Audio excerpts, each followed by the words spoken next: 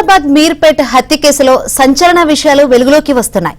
పోలీసులను గురుమూర్తి ముప్పతిప్పలు పెడుతున్నాడు.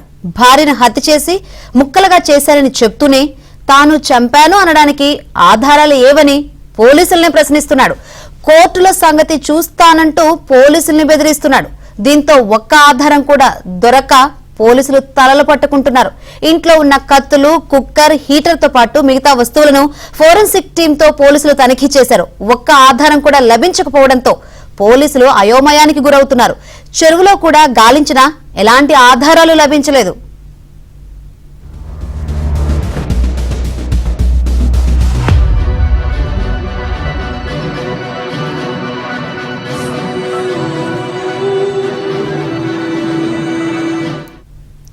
అంతకుముందు గురుమూర్తి పోలీసులకు పలు కీలక విషయాలు చెప్పాడు. ఈ నెల 14న భార్య పిల్లలతో కలిసి సంక్రాంతికి వస్తున్నాం సినిమాకెళ్లాం.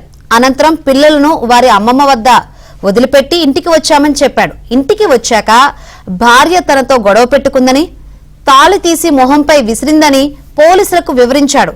మాధవిని గోడకు అదిమి కొట్టా, స్పృహ తప్పి పడిపోయిందని అనుకున్నానని, కానీ చనిపోయిందని పోలీసులకు గురుమూర్తి చెప్పాడు. దీంతో మాధవి శవాన్ని మాయం చేయాలని ప్లాన్ చేశానని, ఇంట్లో ఉన్న 2 కత్తులను తీసుకుని శరీరంలోని మెత్తటి భాగాల్ని కోశానన్నాడు.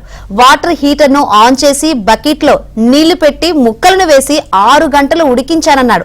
బాగా ఉడికిన తర్వాత వాటిని ఎండబెట్టి రోలులో వేసి పొడి చేశానని, బోన్స్ ను కూడా బూడిదయ్యే వరకు కాల్చానని పోలీసులకు గురుమూర్తి చెప్పాడు.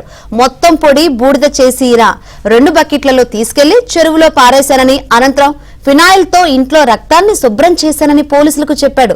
దీనిపై మరింత సమాచారం, మరిన్ని వివరాలు మా ప్రతినిధి ప్రవీణ్ అందిస్తారు.